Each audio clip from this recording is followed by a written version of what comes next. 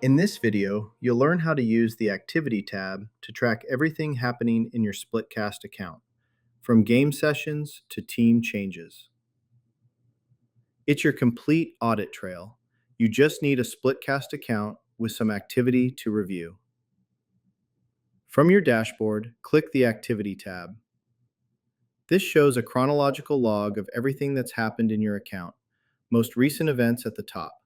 You'll see different types of events logged here. Game sessions, when sessions started, ended, and how many players joined. Board changes, when boards were created, edited, or assigned to devices. Device events, when devices were paired, unpaired, or went online and offline. Team changes, when members were invited, accepted invitations, or were removed. Schedule events, when sessions were scheduled, rescheduled, or canceled.